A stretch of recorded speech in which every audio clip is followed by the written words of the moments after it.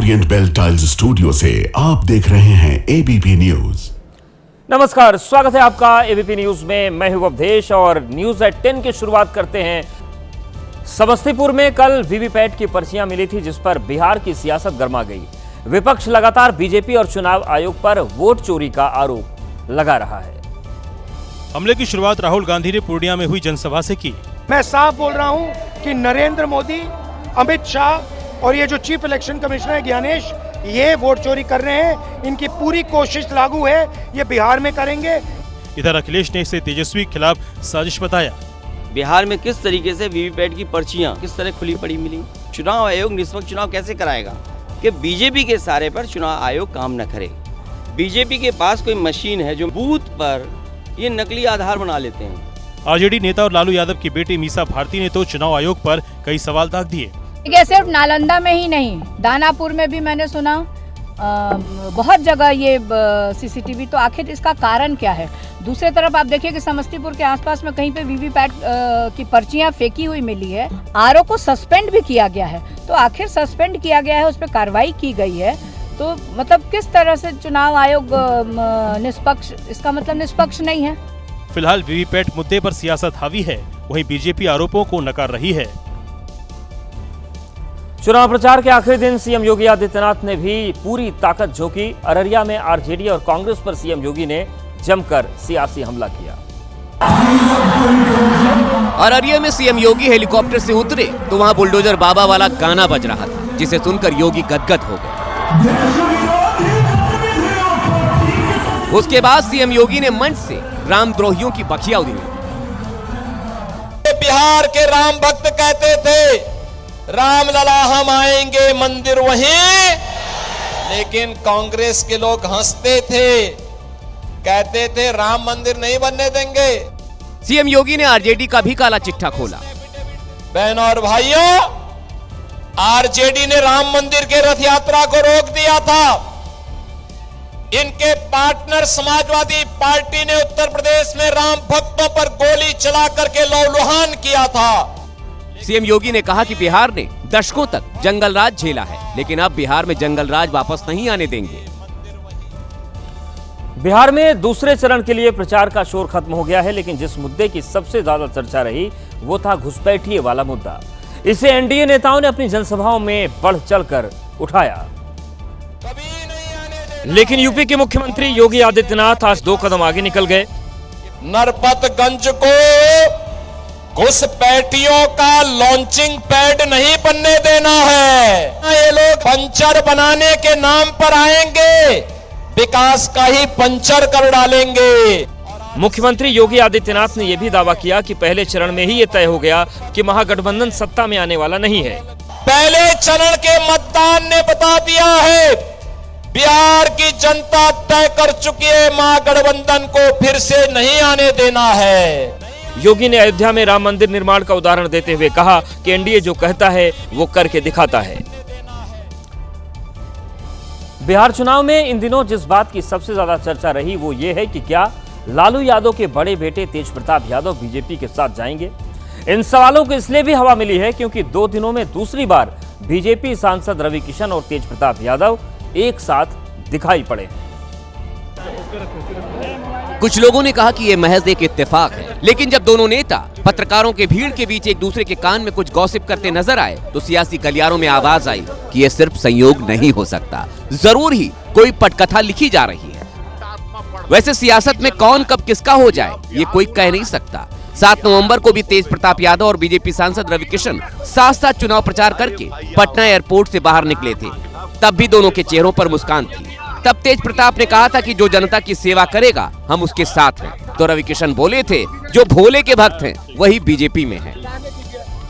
तो क्या ही ना, शुरू से जो बेरोजगारी मिटाएगा, जो रोजगार देगा, हम उसके साथ रहेंगे। इसका लक्ष्य सेवा है और निस्वार्थ सेवा है, बगैर कोनो पर्सनल एजेंडा के।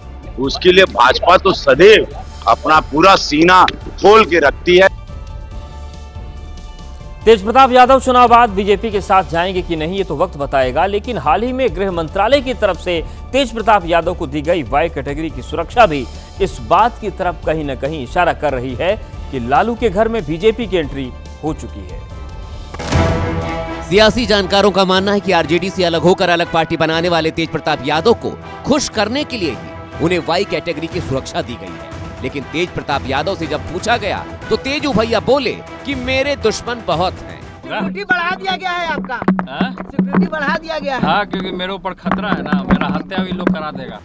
तेज प्रताप ने ये नहीं बताया कि दुश्मन कौन है, लेकिन इतना जरूर इशारा कर दिया कि खतरा ज्यादा है। अब है दुश्मन सब लगा हुआ है ना। तेज प्रताप के इस बयान से अब सवाल खड़े हो रहे हैं कि क्या कोई परिवार में तेज प्रताप यादव का दुश्मन है या फिर एनडीए में जाने की अटकलों की वजह से ही तेज प्रताप यादव पर खतरा बढ़ा है।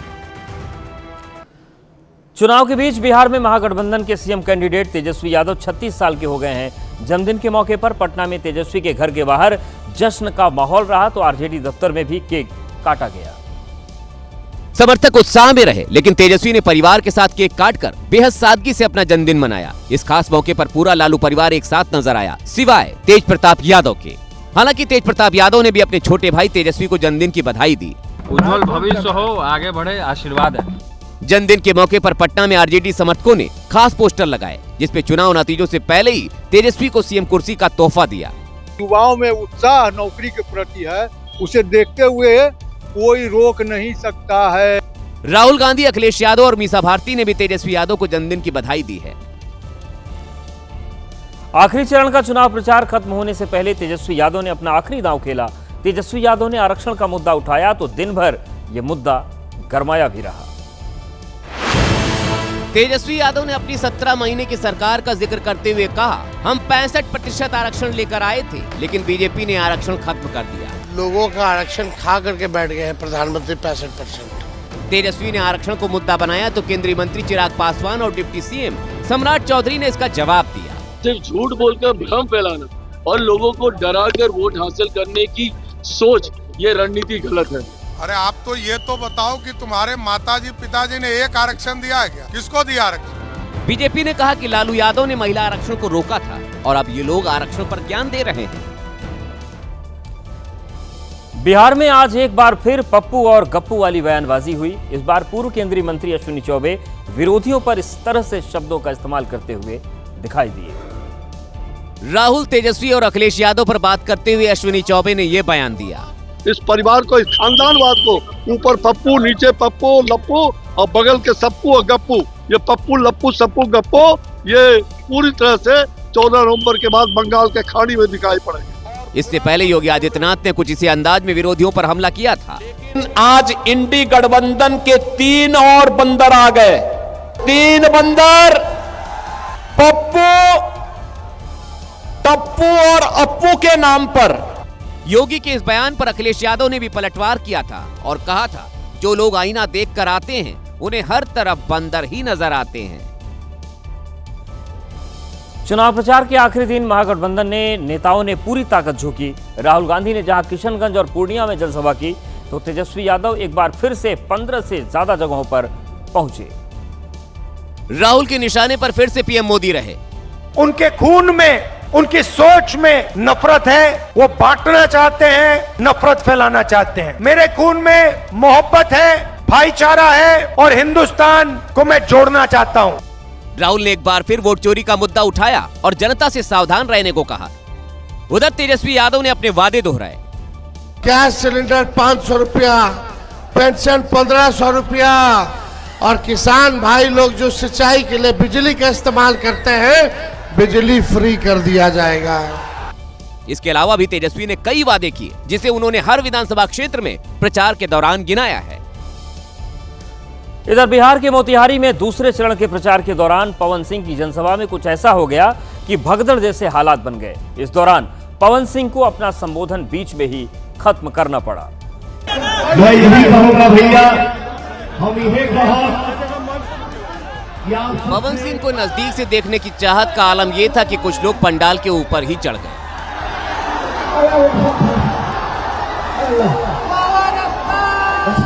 इधर मंच से संबोधन चल रहा था, उधर पंडाल खचाखच भर चुका था। देखते ही देखते कुछ ही देर में पूरा पंडाल गिर गया, जिसके बाद भगदड़ जैसे हालात बन गए। चीख पुकार मच गई, लोग इधर उधर भागने लगे। पंडाल के नीचे कई लोग दब गए। हालांकि पंडाल अस्थायी था, लिहाजा लोगों को चोटें कम आई।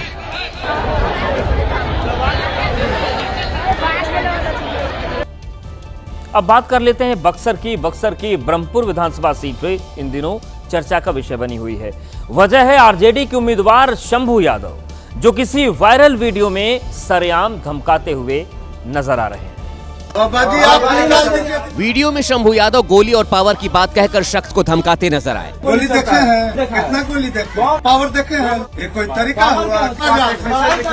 आप लड़ाई कीजिएगा तो जवाब देने का है पावर। जानकारी के मुताबिक शंभू यादव सोशल मीडिया पर बीजेपी के पोस्ट पर भड़क गए और सरेआम धमकाने लगे। गोली देखे हैं, कितना गोली देखे, पावर देखे हैं, ये कोई तरीका हुआ?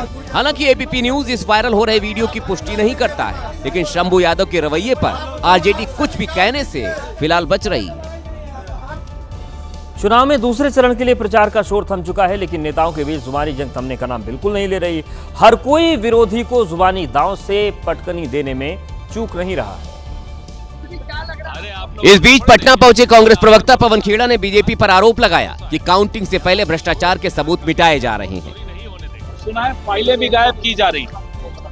आजकल में अगर किसी सरकारी भवन में आग लग जाए तो समझ लीजिएगा कि सब कुछ चुराया जा रहा है, सबूत मिटाए जा रहे हैं भ्रष्टाचार के।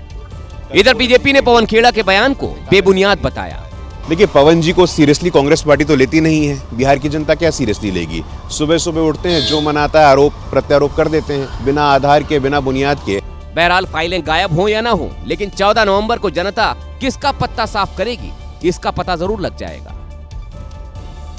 बिहार से तर राहुल गांधी आज मध्य प्रदेश के नर्मदापुरम पहुंचे। यहां पर उन्होंने जंगल सफारी की और बाहर निकलने के बाद एक बार फिर से वहीं से वोट चोरी का आरोप लगाते हुए पीएम मोदी पर सियासी हमला किया।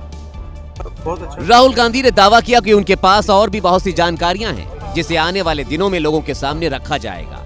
और ये बीजेपी और इलेक्शन कमीशन का सिस्टम है, और हमारे पास और भी सबूत है, और वो आस्ते आस्ते हम दिखाएंगे। राहुल गांधी ने कहा कि ऐसा करके बीजेपी और चुनाव आयोग संविधान पर हमला कर रहे हैं। मोदी जी, अमित शाह जी और ज्ञानेश जी जॉइंटली पार्टनरशिप बना के कर रहे हैं, और इससे देश का बहुत नुकसान हो रहा है। वही बीजेपी कह रही कि अगर राहुल गांधी वाकई सच बोल रहे हैं तो सुप्रीम कोर्ट क्यों नहीं जाते। बागेश्वर धाम के पीठाधीश्वर धीरेन्द्र शास्त्री की सनातन एकता पदयात्रा जारी है। फरीदाबाद से होते ही बाबा बागेश्वर की यात्रा हरियाणा के बल्लभगढ़ तक पहुंच चुकी है। इससे पहले कल जैसे ही धीरेन्द्र शास्त्री की पदयात्रा फरीदाबाद पहुंची थी तो केंद्रीय मंत्री मनोहर लाल खट्टर ने यात्रा का स्वागत किया था। यात्रा में पूर्व क्रिकेट खिलाड़ी शिखर धवन काफी दूर तक यात्रा में बाबा बागेश्वर के साथ चले। इस दौरान दोनों के बीच बातचीत होती रही। यात्रा में पूर्व रेसलिंग वर्ल्ड चैंपियन ग्रेट खली भी शामिल हुए। बाबा जहां जहां जा रहे हैं वहां सनातन की हुंकार भर रहे हैं और लोगों को हिंदू राष्ट्र की शपथ दिला रहे हैं। हम आज शपथ लेते हैं, भारत को हिंदू राष्ट्र बनाकर रहेंगे।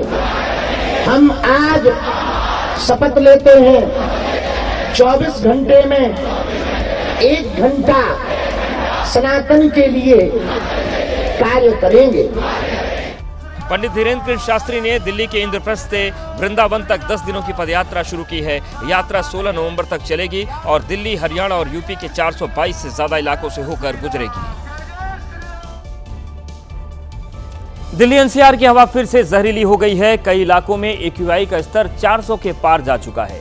प्रदूषण से निपटने के सरकारी एजेंसियों की सारी कोशिशें, सारे दावे बेकार साबित हुए। दिल्ली का मशहूर इंडिया गेट हो या फिर देश भर के मरीजों की उम्मीद एम्स, यमुना किनारे स्थित अक्षरधाम मंदिर हो या फिर दिल्ली यूपी बॉर्डर पर मौजूद आनंद विहार, रविवार सुबह दिल्ली के हर इलाके की कमोबेश यही तस्वीर दिखी। दिल्ली के आसमान पर जहरीला स्मॉग छाया रहा।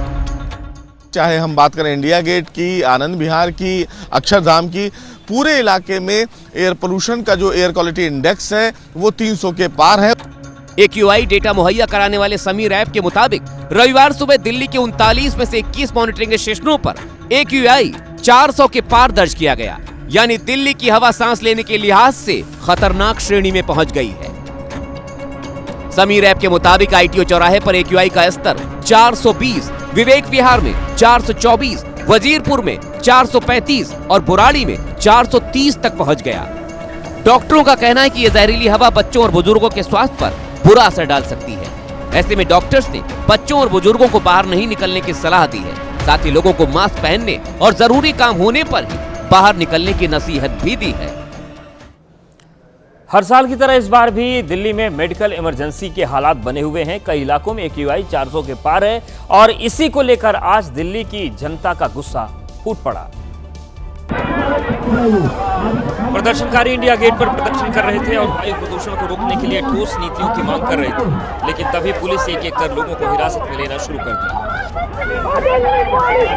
पुलिस ने प्रदर्शनकारियों को डिटेन किया और बसों में बैठाकर पास के थाने ले आई।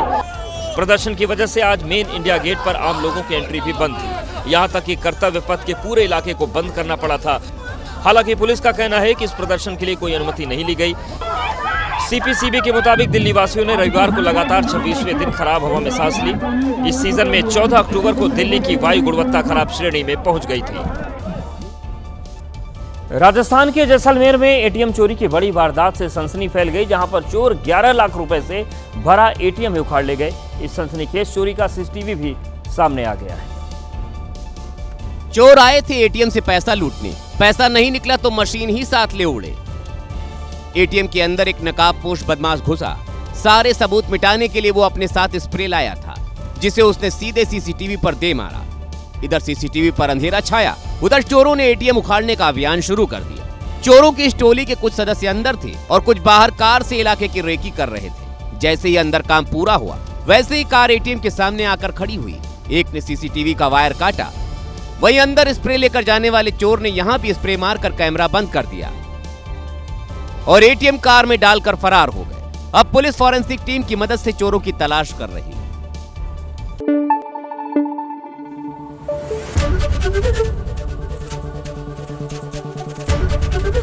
ABP न्यूज आपको रखे आगे।